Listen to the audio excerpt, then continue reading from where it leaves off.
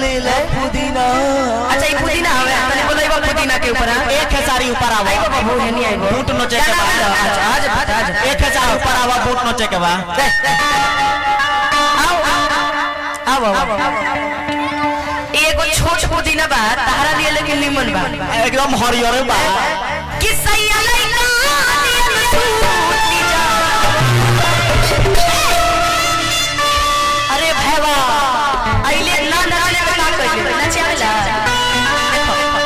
ए भैया झूठ मत बोलिए नाचे आवेला अरे तू बढ़िया नाचबा देखो सब कितना अच्छा गाना सुन ले बड़ा पुदीना वाला झूठ बोलबो हम तारा के देखली हो गाओ अच्छा एक बार बोल ले लो पुदीना अब तनी एक बार डांस कर देखा तू नीमन डांस कर देबा त हम जान जाए की बात कही ए नहीं आओ कहां जाता मम्मी आइल बड़ी पापा कहां बड़े सब जने सुन सब बाहरे बताते ये जगह करते रहे ई बूट के बारे होइला ना ते मौसी देखे लो देख तो मौसी की भतीजा तोरा मैया जिंदा आ तोर हनी आ तोर मौसी ओ जिंदाबाद आओ ले अच्छा काहे रोसा तारा बाबू कुछ ना काबी लो आओ लगता कि जंग लड़े जाता है एकदम से आओ अरे बाहर अकेला मोर निमन से हां आओ ए रुको भाई का नाम है ले सारी ला पिंटू परे में पिंटू ले सारी ला लो मम्मी आइल बड़ी पापा मम्मी पापा कहां बड़े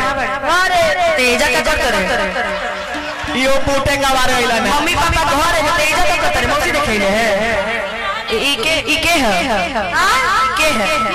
नेरे पगला रांची वाली चाची ई तोर मौसी नहीं ई आ तोर गर्लफ्रेंड बिया के बिया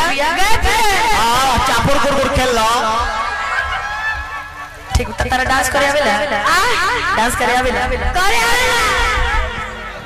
अच्छा तनी एक बार तनी पुदीना बोलना तो ले लो पुदीना हां के कर निमन से कर ले लो पुदीना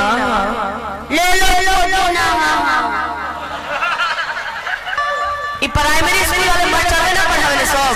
कि बेटा का से कबूतर आ कहिया सब गा से गमला ई उहे में कहले का ऐसा ना हुआ या रहू देखो ना टेंशन भइल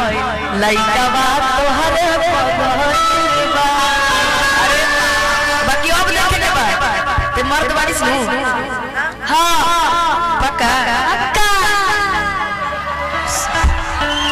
डेली हॉर्लिक्स पियाला बबुआ देखो तेरे सुरेश बाबू ते जहां एगो ई हिटवा ह ई जहां जाई हमर झगड़बे करा देला आजू हो कोइल हो एकरा प्यार से बोले ही नहीं किया अरे मगन के तनी बोल देला टेणी के इतना निमन ब्यास के संगे रहेला ना के कटा देता ही जहां जातो जमार करा देता हैं कि बढ़ हटा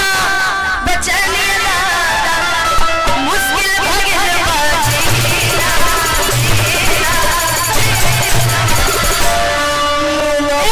डांस करना है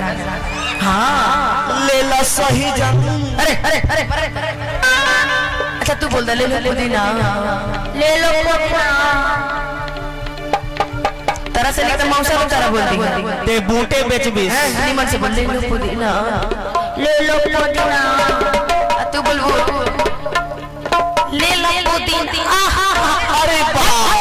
मारलस मुआ ना रे ले लो पुदीना